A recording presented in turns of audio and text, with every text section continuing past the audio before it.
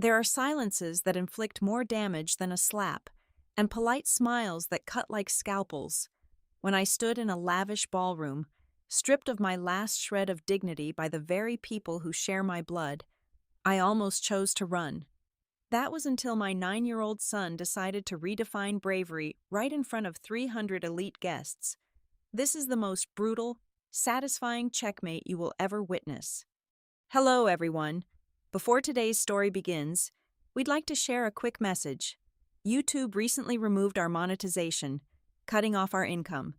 If you enjoy this story, we humbly ask for just $1 to help pay our staff so they can make a living and keep creating for you. Thank you for saving us. Now, let's begin the story.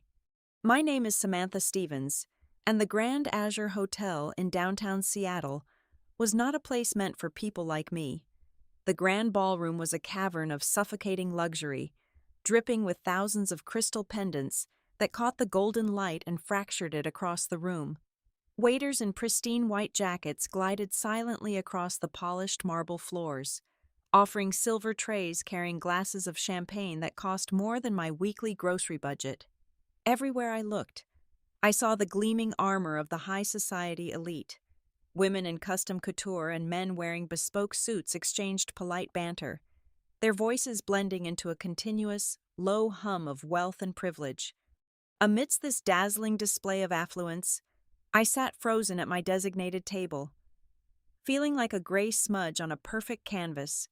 My navy blue dress, borrowed from a kind neighbor just 2 days ago, felt suddenly heavy and utterly inadequate.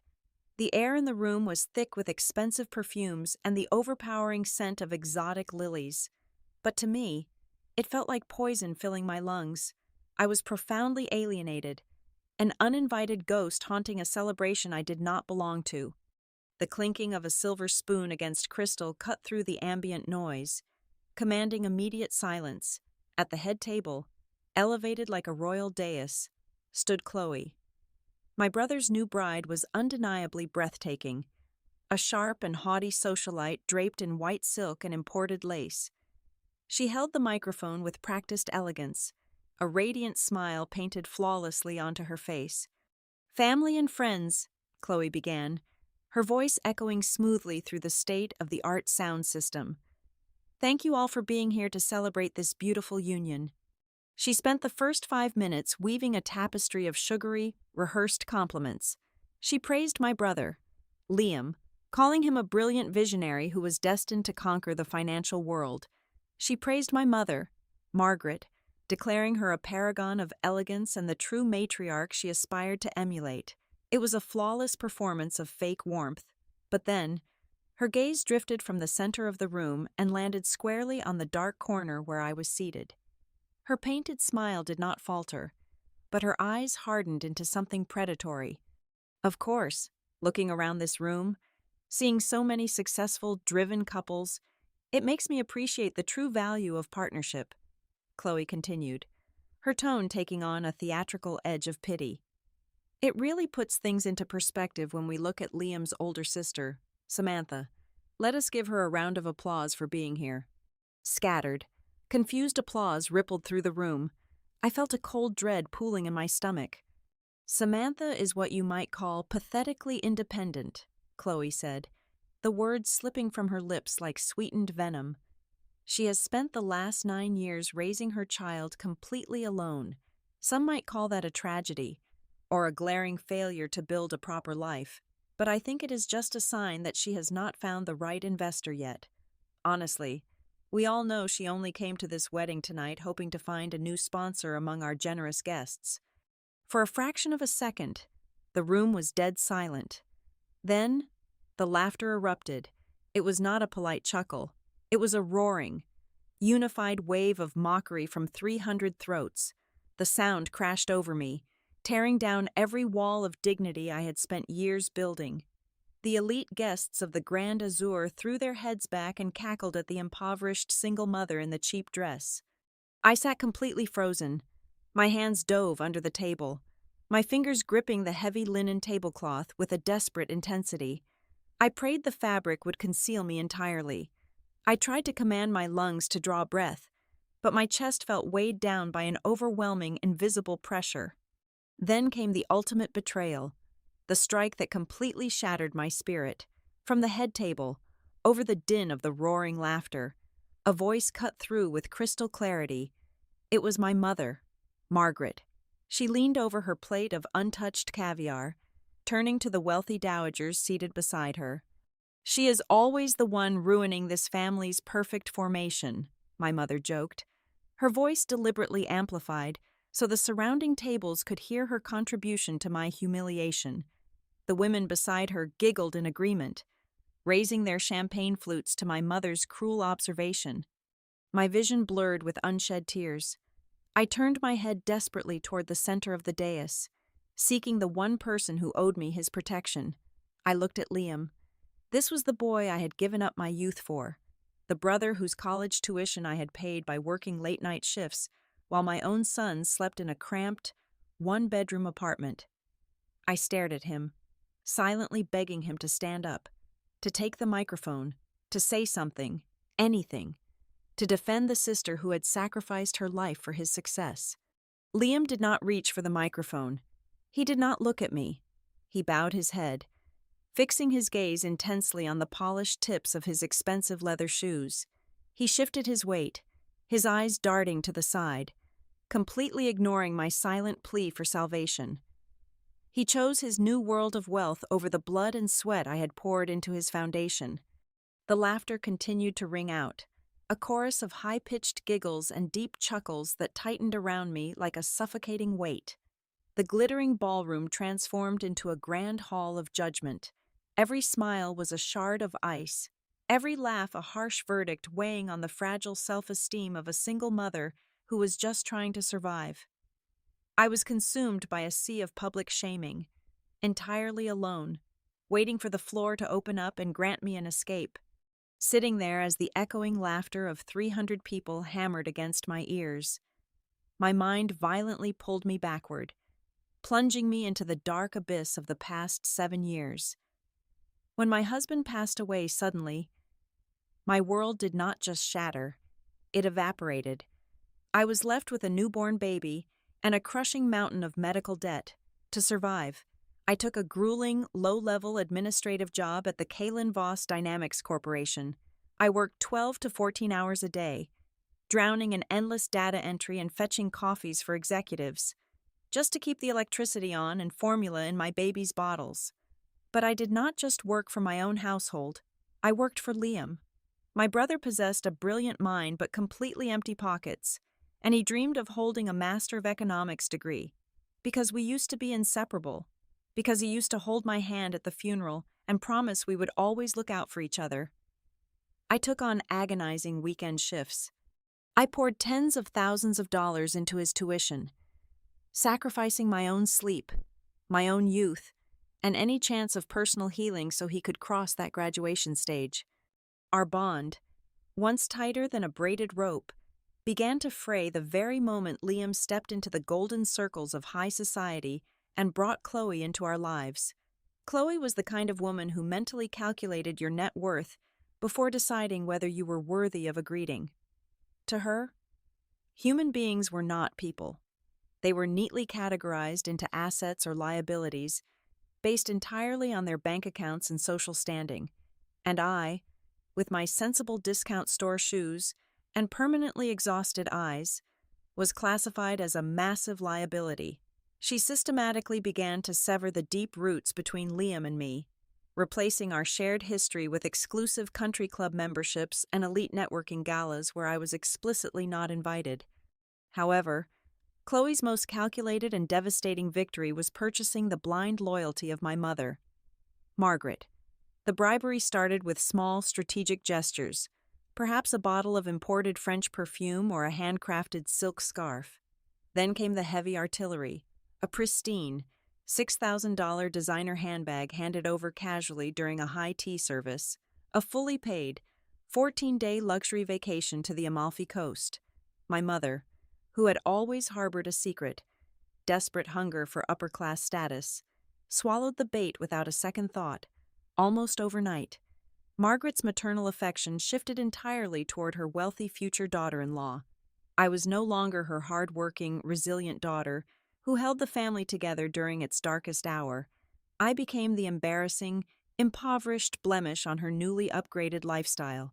In my own mother's eyes, I was reduced to a poor stain that needed to be scrubbed away or, at the very least, hidden in the shadows whenever company came over. I endured this agonizing transformation in complete silence.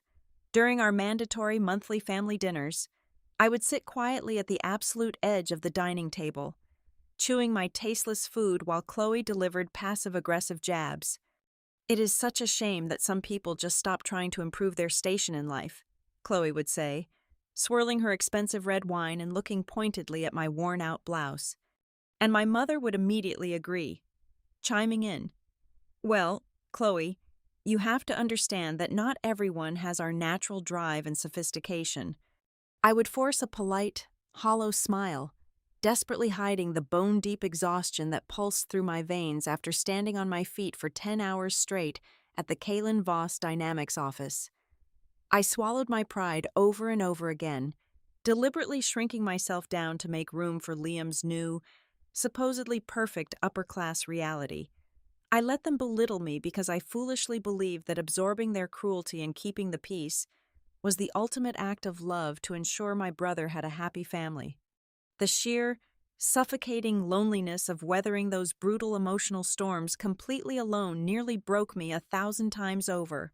There were countless nights I would lie awake on my lumpy mattress, the suffocating weight of the world pressing down on my chest, feeling entirely invisible and utterly worthless. Yet, in that vast, freezing darkness, there was one singular blazing beacon of light. My 9-year-old son, Ethan. While the sophisticated adults in my life categorized me by my meager bank account and my worn-out clothes, Ethan looked at me and saw an unconquerable warrior. He was the only person who noticed when my hands were shaking from too much caffeine and too little food.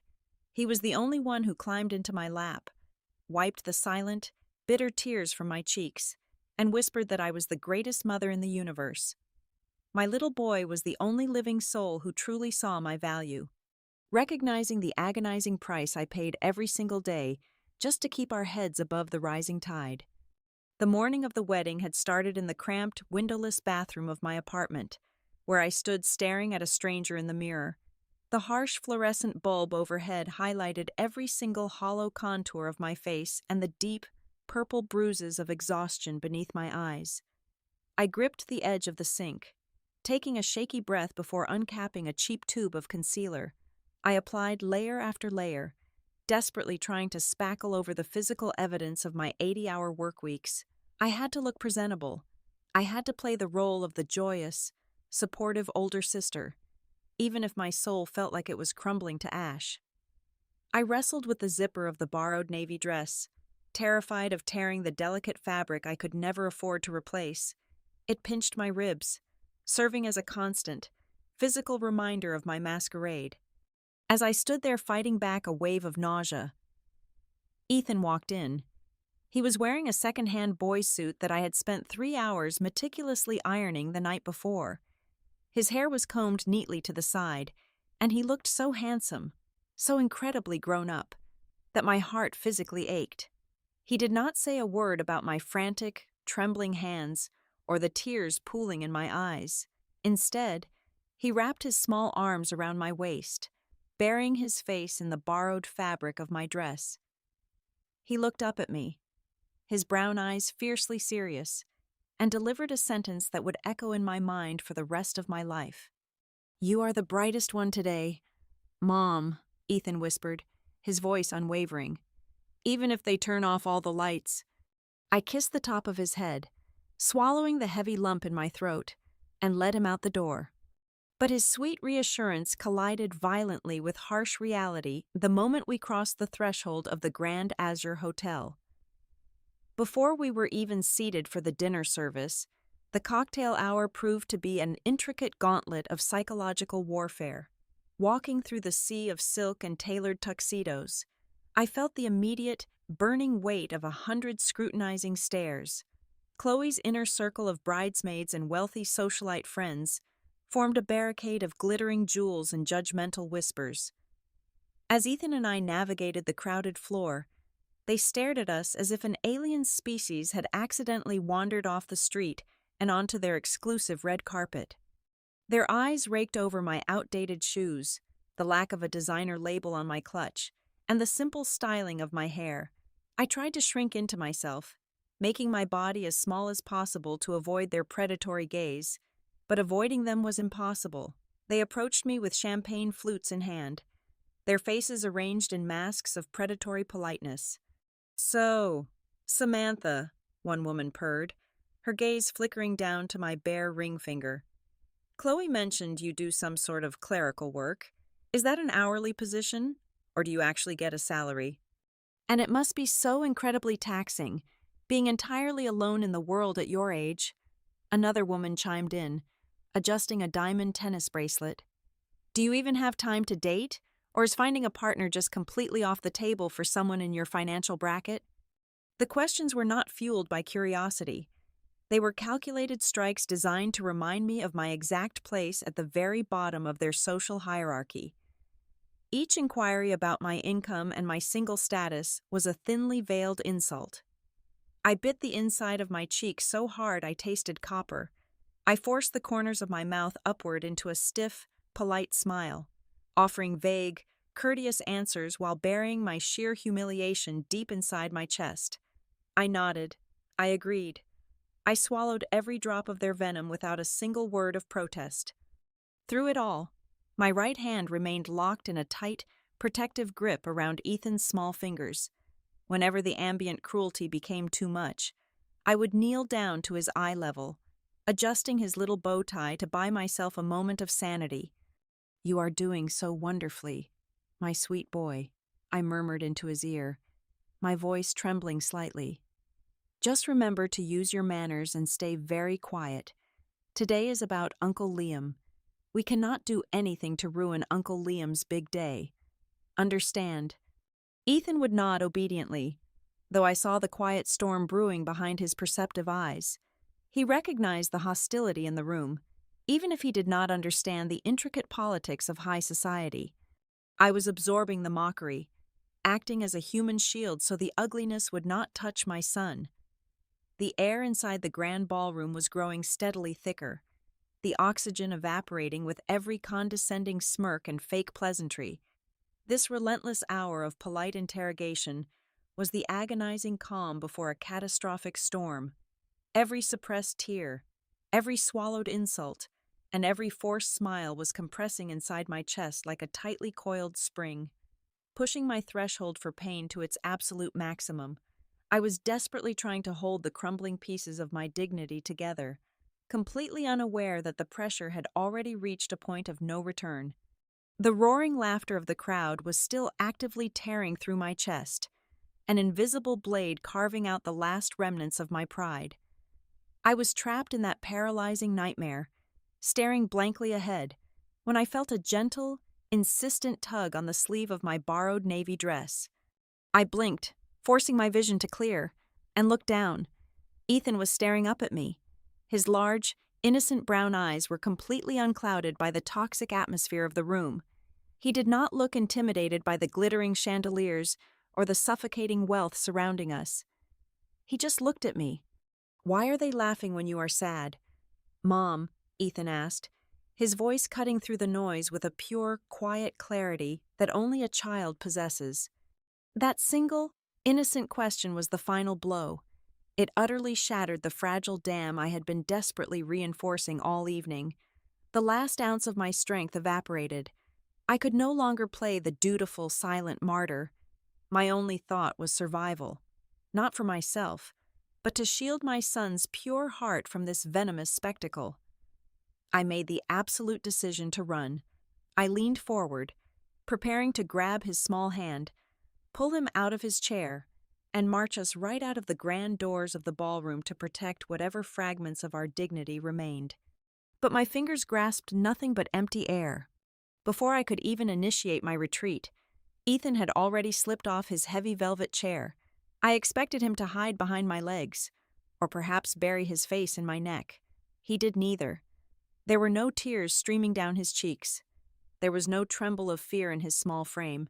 Instead, his soft, boyish features hardened into a mask of eerie, absolute composure. It was a terrifyingly resolute expression that did not belong on the face of a 9-year-old boy. Without a single glance backward, Ethan turned his body toward the head table and began to march. Instantly, the entire world seemed to plunge into a thick, viscous fluid. Every single movement around me slowed down to an agonizing crawl. The uproarious laughter of the room began to distort and fade into a muffled, distant hum. I tried to stand, to lunge forward and pull him back, but my limbs felt as though they had been injected with heavy lead. "Ethan!" I hissed, my voice a desperate, strangled whisper that could not penetrate the heavy air. "Ethan, come back!" He did not stop. He did not even flinch. He just kept walking. The sharp, rhythmic clicking of his small dress shoes against the polished wooden floor began to echo, a steady drumbeat that somehow pierced through the fading laughter. One step, then another, then another. The sudden, purposeful movement of a solitary child marching down the center aisle acted like a physical shockwave. The cruel amusement died in the throats of the attendees. Conversations snapped shut. Forks paused halfway to mouths. Slowly, the heads of all 100 guests in the immediate vicinity turned, their eyes widening in sheer curiosity and dawning confusion as they watched the tiny figure in the pressed second-hand suit boldly navigate the sea of towering adults. My heart hammered against my ribs like a trapped bird. I was hyperventilating, my hands clutching the edge of the table as I watched my son march straight into the lion's den. As Ethan reached the base of the dais, the hired master of ceremonies, a tall man in a crisp tuxedo, finally snapped out of his stupor. Recognizing that a child was breaking the carefully orchestrated schedule, the master of ceremonies stepped forward, extending a large hand to gently block Ethan's path. It was a futile effort. With a swift, fluid motion that defied his age, Ethan simply ducked under the man's outstretched arm. He completely ignored the frantic, whispered warnings of the event staff. His focus was entirely locked on the target above him. He placed his foot on the first wooden step, then the second. Suddenly, Ethan was no longer a spectator on the floor. He was standing squarely on the main stage, under the glaring heat of the spotlights. He marched right up to the center of the head table, coming to a dead stop. There, he stood directly opposite the bride. Chloe lowered the microphone slightly, the cruel, triumphant smile freezing on her flawless face. She tilted her head, her perfectly sculpted eyebrows knitting together in a mixture of annoyance and disbelief. She looked down at my son through half-closed eyelids, viewing him as nothing more than a minor, irritating pest that had managed to crawl onto her pristine stage. She expected him to cower. She expected him to apologize and run back to his pathetic mother. But Ethan did not cower. He planted his feet firmly apart, squared his small shoulders, and tilted his chin up.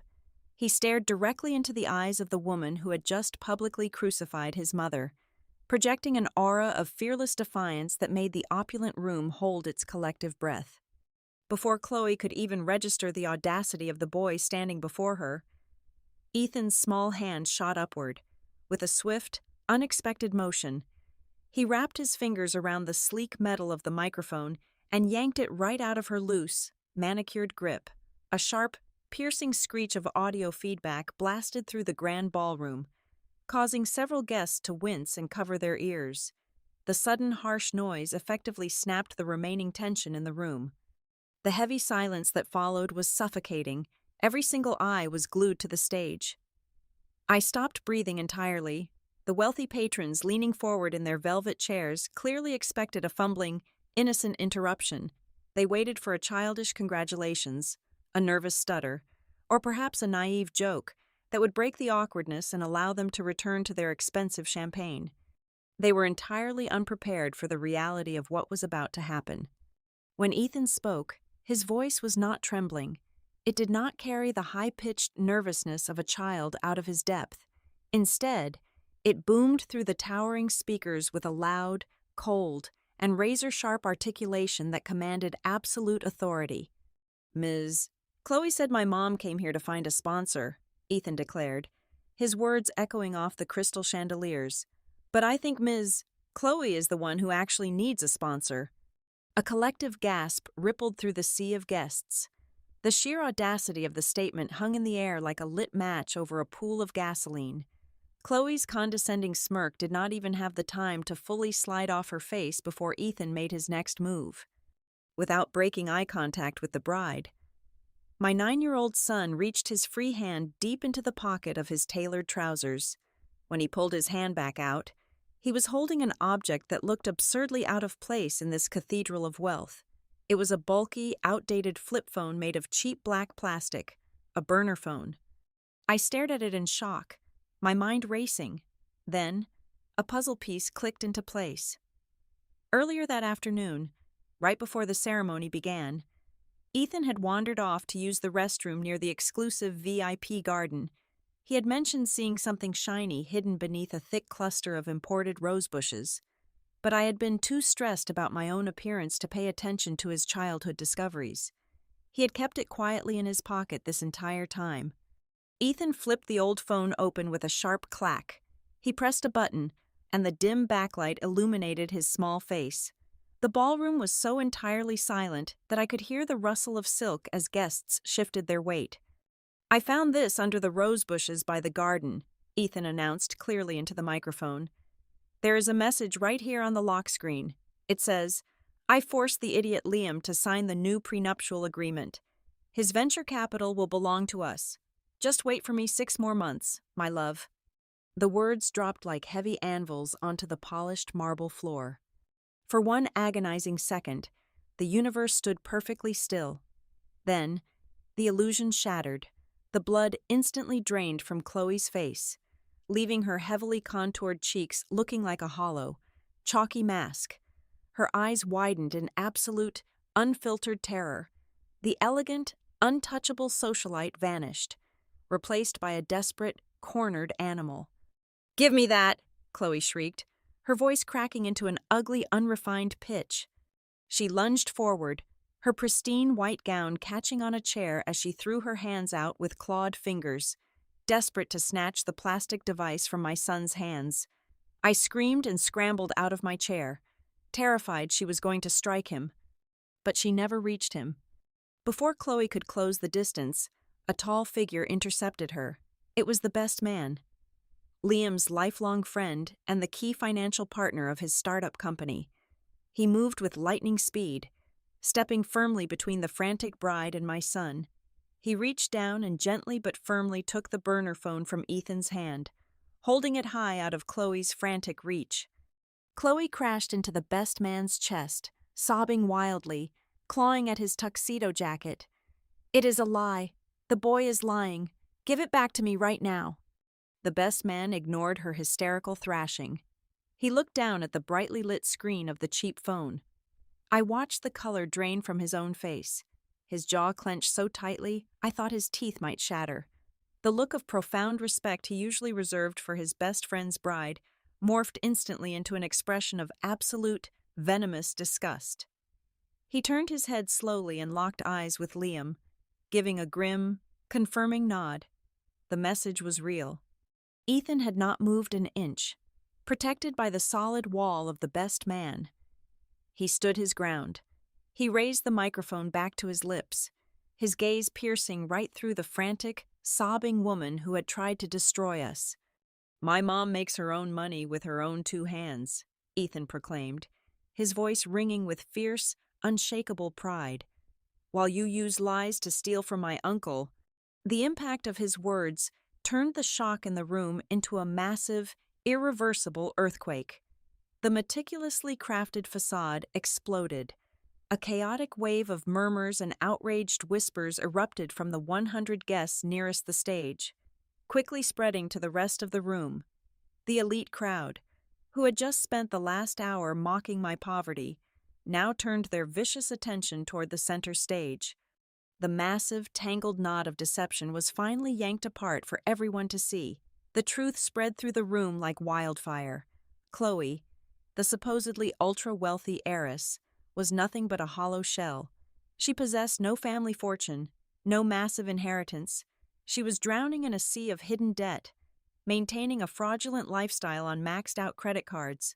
Worse still, she was actively conspiring with a secret lover to infiltrate my brother's life, manipulate him into signing away his rights, and systematically drain the massive intellectual property and venture capital funds from his newly launched startup. She had not loved him. She had targeted him. And a 9-year-old boy with a borrowed suit and an unbreakable spirit had just burned her entire empire to the ground. The grand ballroom absolutely exploded. The polite, carefully manicured facade of high society was violently ripped away in a single second, replaced by a chaotic symphony of gasps, angry shouts, and the harsh scraping of wooden chairs against the marble floor. Liam finally broke from his paralysis. He stormed up the wooden steps of the stage. His fists clenched tight at his sides. He marched directly over to his best man and snatched the plastic burner phone from his grip. As Liam stared down at the glowing screen, I watched the last traces of his naive youth vanish. His eyes turned completely bloodshot. The devastating reality hit him with the force of a speeding train. He was not a beloved groom. He was the primary target in a highly calculated, sophisticated financial scam designed to drain his startup company before it even took off the ground. Chloe dropped to her knees, the heavy white silk of her designer gown pooling around her on the floor. She reached out, desperately grasping at the fabric of Liam's tuxedo pants. She babbled a stream of disjointed, incoherent excuses, crying out about misunderstandings and begging for his trust. But the glaring evidence was right there in his hand. The very same elite guests who had spent the last hour sneering at my outdated dress now directed a collective, burning gaze of absolute, unadulterated contempt down at the sobbing bride. She was instantly stripped of her wealthy illusion, exposed to the entire room as a desperate, debt-ridden fraud. Liam did not scream. He did not curse. His voice was deathly quiet, but it carried enough venom to freeze the entire room. "We are done," Liam stated. He casually tossed the microphone onto the hardwood floor. It hit the stage with a loud, hollow thud that signaled the definitive end of the charade. Without a single look back, Liam violently shoved Chloe's grasping hands away from his legs. He turned his back on her and walked straight off the stage, leaving the woman who had tried to ruin us wailing hysterically in a puddle of her own humiliation. I did not feel the need to stay and watch the final act of their miserable play. The invisible, crushing weight of their judgment had kept my shoulders slumped all night. But now, my spine snapped straight. I felt 10 feet tall. I walked calmly to the edge of the stage and held out my hand. Ethan stepped down without hesitation and slipped his small, warm fingers firmly into mine. In that exact moment, the most blinding radiance in the room did not come from the $1,000,000 crystal chandeliers hanging overhead. It radiated entirely from the fierce, untouchable pride of a mother whose honor had just been fiercely defended by her own child. As we turned toward the exit, a panicked, wavering voice called out over the commotion. "Samantha. Wait, Samantha, please." It was Margaret. My mother pushed her way through the murmuring crowd, her expensive makeup streaked with fresh, desperate tears. The designer handbags and the luxury European vacations were instantly forgotten in the face of complete social ruin. She stumbled toward me, her hands reaching out in a frantic attempt to offer a belated, pitiful apology. She wanted to mend the bridge she had so gleefully burned to ashes just minutes ago. I stopped walking. I turned to look at the woman who had birthed me, the woman who had laughed at my pain to entertain strangers. I searched my heart, but I felt absolutely nothing. There was no anger left, and certainly no longing for her approval. There was only a profound, peaceful emptiness. I offered her a faint, polite smile, gave a single, dismissive nod of my head, and turned my back on her forever. Holding Ethan's hand, I walked proudly through the heavy oak doors of the Grand Azure Hotel, leaving the toxic wreckage of my former family entirely behind us. An hour later, We were sitting quietly in the back seat of a yellow taxi, heading back to our small apartment. The vibrant, colorful lights of downtown Seattle flashed past the rain-streaked window, casting a warm, rhythmic glow over us. I pulled Ethan close, resting my chin gently on the top of his head as he drifted into a peaceful sleep against my shoulder. Staring out at the glowing city skyline, a massive, overwhelming wave of liberation washed through my soul. I finally understood that I never needed validation or acceptance from people who built their entire lives inside a fortress of lies. I was never the embarrassing blemish on their perfect family portrait. I was the harsh, resilient reality they were far too weak to handle. I did not have a massive investment portfolio or a prestigious social title, but sitting in that quiet, moving car, I knew I possessed the most priceless fortune in the entire universe. I had a son with the courageous heart of a lion. I had survived every storm they sent my way with my integrity completely intact. I was no longer a victim meant to be pitied. I was the absolute embodiment of truth, a force of unconquerable strength, and I was finally free. Thank you so much for listening to today's story. We hope you enjoyed it.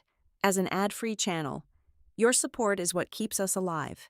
Please support Maya Revenge Stories with just $1 via the QR code on the screen, or click the link in the description box or pinned comment. Also, we'd love to connect with you. Please leave a comment telling us which city or state you're listening from. Thank you for standing with us, and see you in the next stories.